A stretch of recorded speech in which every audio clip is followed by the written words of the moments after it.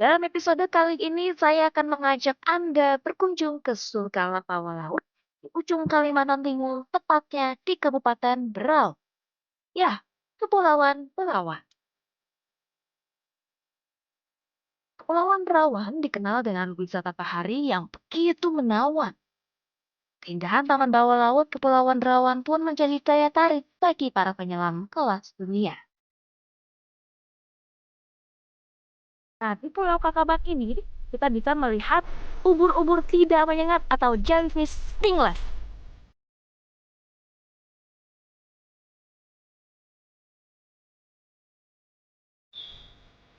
Inilah gua, Haji Mangku.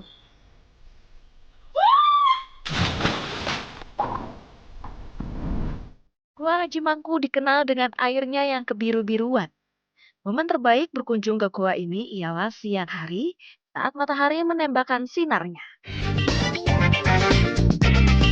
Keberadaan gua Haji Mangku seolah menjadi surga tersembunyi di Pulau Maratua.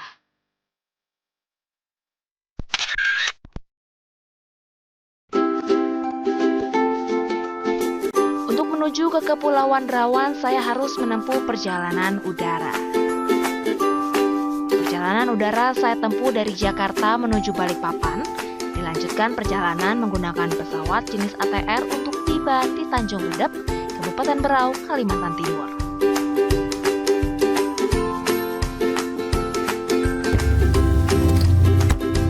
Selamat datang di Berau, Makassar.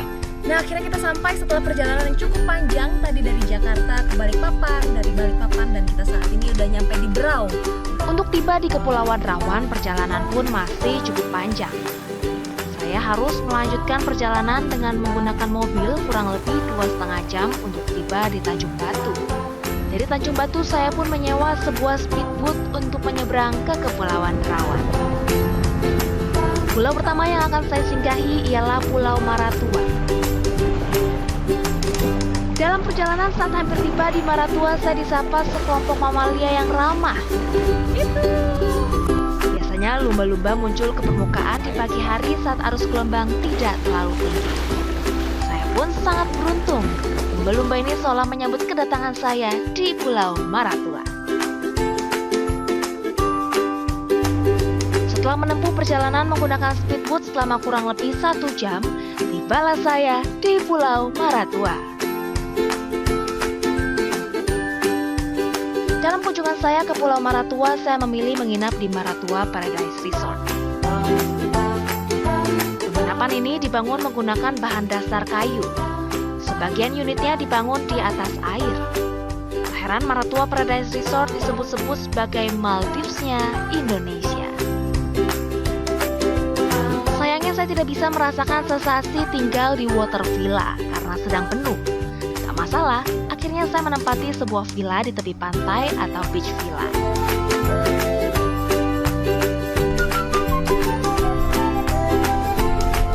Saat ini saya mau mengajak pemirsa di rumah untuk menyelami keindahan bawah laut Pulau Maratua. Saya pun tak sabar untuk terpukau dengan keindahan alam bawah laut Kepulauan Rawan. Setelah semua peralatan diving lengkap, saya pun menumpangi speedboat untuk menuju ke Pulau Sangalaki. Waktu tempuh dari Pulau Maratua menuju Pulau Sangalaki kurang lebih 50 menit. Tempat dive-nya Coral Garden. Oke. Ini semuanya coral di sini, tidak dalam, ya. I'm ready to getting wet.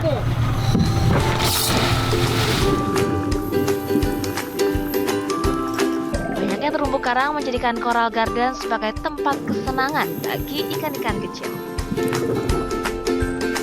Tak hanya kaya akan keindahan terumbu karang, Coral Garden di Pulau Sangalaki juga memiliki biota laut lainnya yang beragam. Di antaranya saya bertemu dengan lionfish, spesies ikan yang dikenal dengan durinya yang panjang dan beracun. Dari kejauhan saya melihat seekor ikan dengan warna dan corak yang sangat menarik, sedang asyik mengunyah terumbu karang. Ya, apalagi kalau bukan clown triggerfish.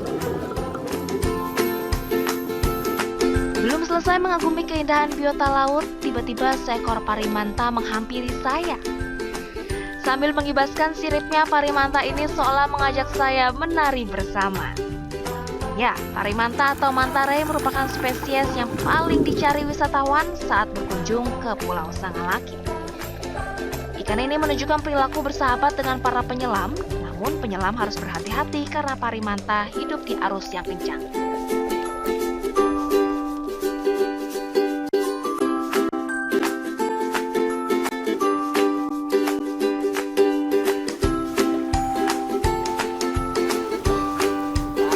Usai diving, perut saya pun terasa sangat lapar. Barbecue di tepi pantai merupakan ide terbaik untuk menikmati santap malam di pulau. Ready for dinner. Saat saya menginap di Maratua Paradise Resort, memang tempat ini sedang ramai-ramainya dikunjungi wisatawan. Di antaranya rombongan turis dari Italia dan Tiongkok. Nah, saat ini sudah bersama saya Bapak Samsul Bahari sebagai Direktur PT Maratua Paradise. Salah satu yang paling menarik di Maratua Paradise Resort ini kan water villanya. Jadi yang paling populer sekarang ini adalah water villa. Karena menurut pengamat kita bahwa water villa ini bisa menarik lebih banyak pelancong dibanding Big Sele.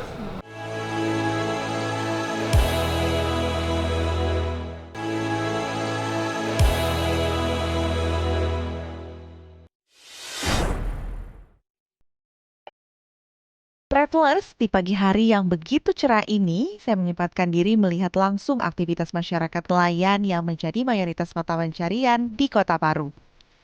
Inilah pasar ikan kemakmuran. Sesampainya di sana, suasana bongkar muat dan jual beli ikan begitu riuh. Kehidupan nelayan dan pasar ikan di pagi hari memang tak terpisahkan. Tampak sebagian pedagang ikan menanti kapal nelayan kembali ke daratan. Ada pula yang selalu semangat memikul atau mendorong gerobak penuh ikan dari mereka yang baru tiba dari melaut sejak malam harinya.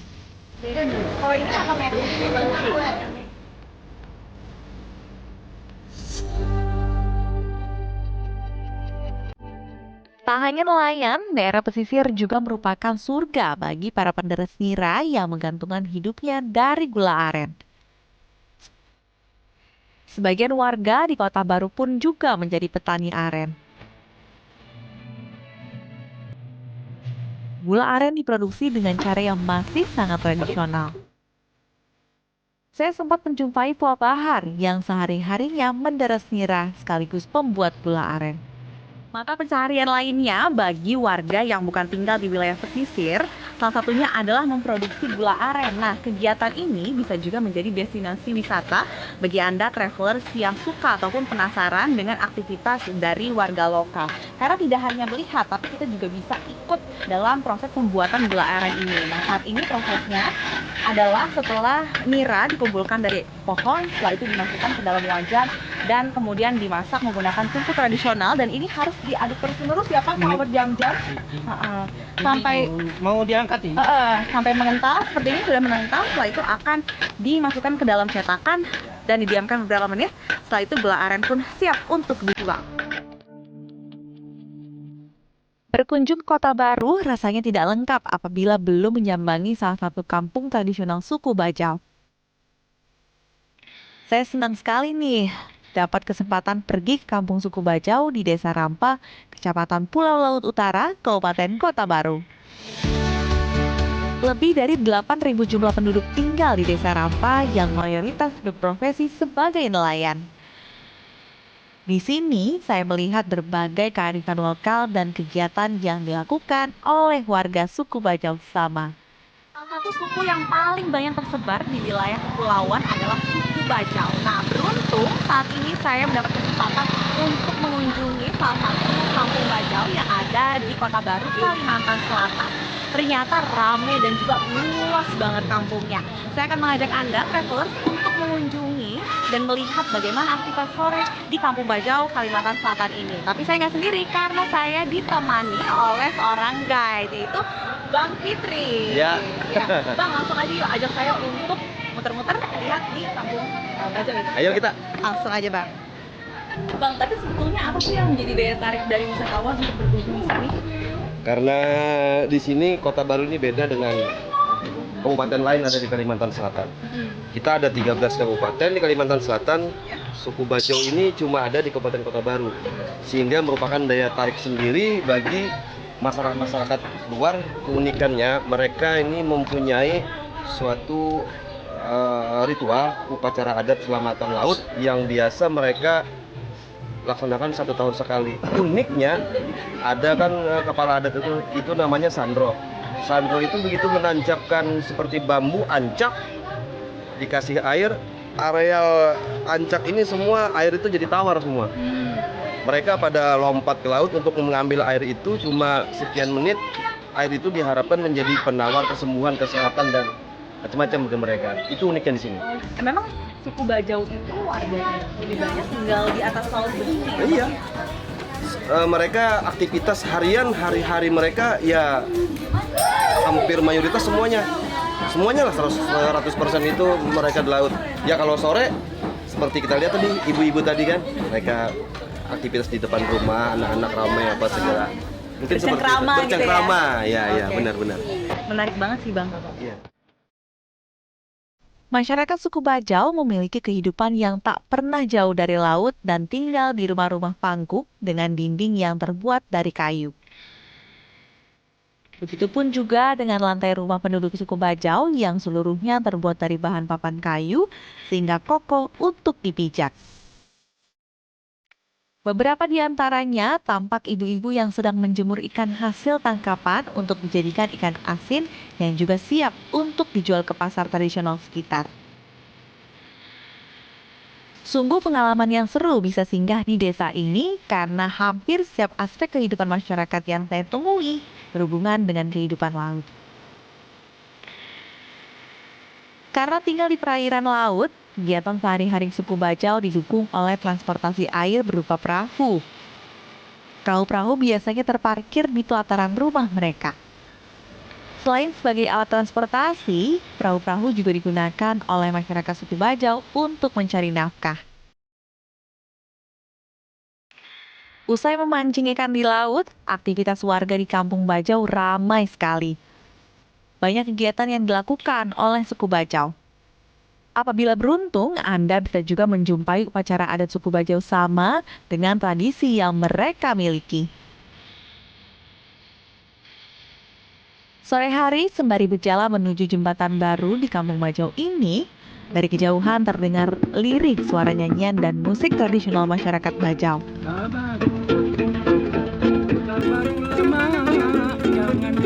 Kesenian suku Bajau merupakan bagian dari warisan yang menjadi salah satu perhatian. Seperti misalnya musik alahai yang merupakan musik tradisional suku Bajau sama di desa Rampa ini. Senandung alahai yang dipopulerkan oleh Muhtar Wangi menggunakan alat musik panting ini biasanya dinyanyikan untuk menemani saat mencari ikan. Inilah yang menjadi suatu hiburan bagi setiap tamu yang berkunjung. Seru sekali pengalaman saya hari ini di Kampung Bajau yang ditutup dengan alunan merdu lagu dan musik tradisional yang merdu. Begitu banyak hal menarik yang tentu saja dapat dikemas menjadi objek wisata yang menarik. Setelah ini, saya akan ajak travelers untuk melihat keindahan wisata pantai yang dimiliki oleh Kota Baru. Sesaat lagi, tetap di Journey Way to Explore.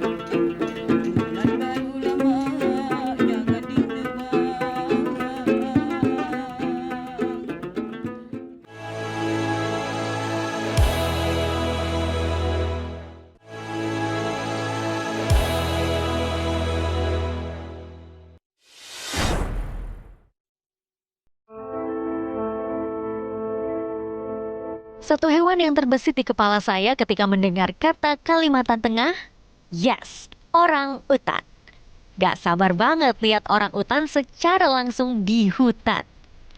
Masih bersama Purwanti sebagai tour guide kami, perjalanan ke Taman Nasional Tanjung Puting kami lalui dari Dermaga Kumai, Kota Waringin Barat.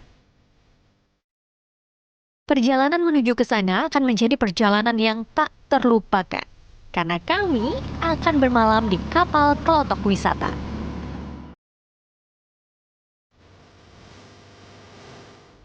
Akhirnya kita berangkat dengan kapal ini menuju Tanjung Puting.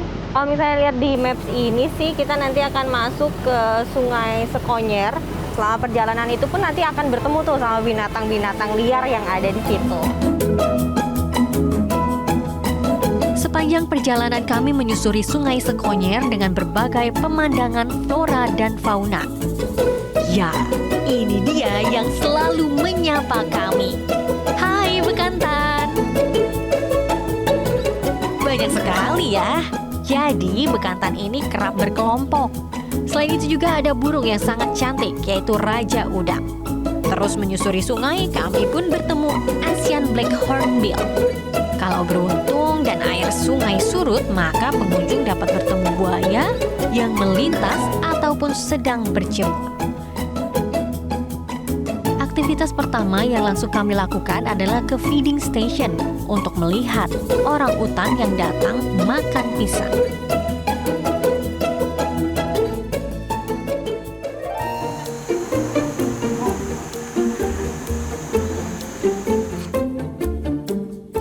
Tak lama berjalan, kami sangat-sangat beruntung dapat bertemu orang utan bernama Rika.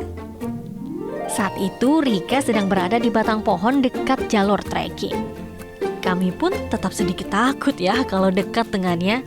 Bagaimanapun mereka tetaplah liar dan sudah berada di alamnya atau di hutan.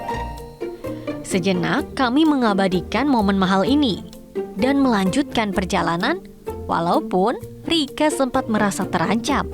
Begitupun kami yang awam ini. Kami kembali melanjutkan perjalanan ke feeding station dengan berjalan kaki selama 10 menit. Waktu makan orang utan di Pondok Tanggui ini dimulai pukul 9 pagi. Namun sayangnya kami melihat hanya sedikit orang utan di sini. Ya info Mbak Ipung, kemungkinan bertemu orang utan itu from zero. Bisa saja nggak lihat sama sekali. Jadi pisang yang disajikan Taman Nasional Tanjung Puting ini merupakan nutrisi tambahan. First time for have a tour for see the orangutan? Yes, this is my first time. Okay. Do you have a dream for see the orangutans or just curious or what? I was a bit curious about this one and I got a recommendation from a friend in Jakarta. Okay. It's nice to see that there's still a place for orang-utans where they can live in freedom and here are not that much humans who are hunting them or something like that. Orang utan liar tetap bergantung pada makanan di dalam hutan seperti buah, kulit pohon, daun, dan rayap. Apabila di dalam hutan sedang panen buah, maka orang utan tidak akan ke feeding station. Usai feeding time di Pondok Tanggui, kami akan melihat feeding station lainnya yaitu Tanjung Harapan. Perjalanan kami lanjutkan.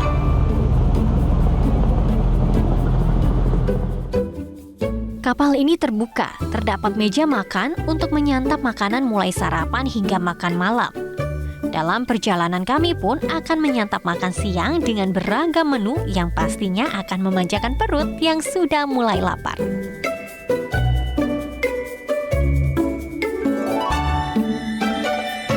Tak terasa kami sudah sampai di Tanjung Harapan.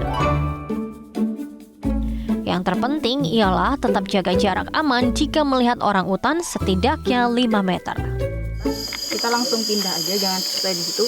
Takutnya dia pi atau pu, atau kita kejatuhan rantingnya.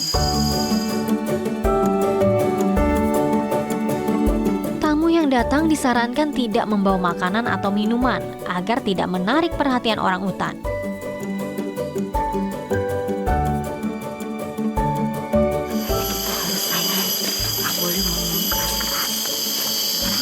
Ribut, mereka pergi. Kan mengganggu. Keberuntungan kembali menyertai kami. Ternyata di Tanjung Harapan ini banyak sekali orang utan yang datang ke feeding station.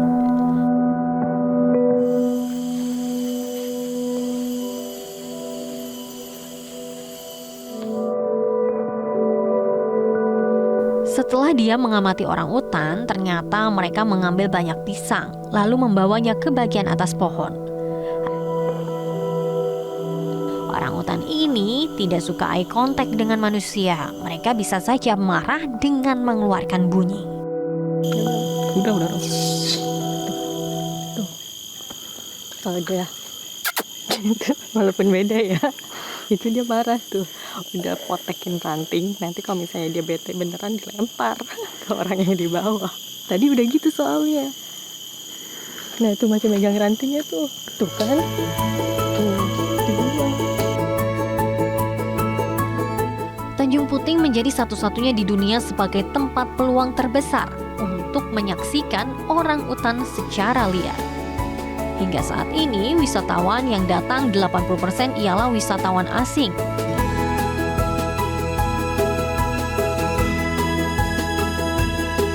Walaupun masa pandemi seperti saat ini, Mbak Ipung ternyata juga merasakan manfaat jaringan internet yang baik dengan platform digital untuk kembali menggiatkan potensi wisata yang ada di Kalimantan Tengah. Salah satunya dengan mengasah kemampuan berbahasa Inggrisnya secara online bersama tutor dari Jakarta berkat bantuan pemerintah yang memberikan pelatihan bahasa Inggris secara gratis bagi para pelaku pariwisata di daerah. Kebetulan tahun kemarin itu aku ada diberi informasi dari pemerintah, ada kursus gratis. Itu di Ayo Belajar selama 4 bulan. Itu belajar apa saja di situ, Mbak? Waktu itu bahasa Inggris. Karena memang di sini 80% mancanegara ya. Ya, betul itu sekali. seperti apa? Apakah dari cara berkomunikasi, cara menjelaskan, apa kita yang dipelajari? Kalau untuk yang di Ayo Belajar sendiri, terutama sih skill bahasa Inggrisnya yang perlu ditingkatkan ya. Jadi mengenal banyak vocabulary, terus bagaimana cara berkomunikasi secara tepat dengan bahasa Inggris.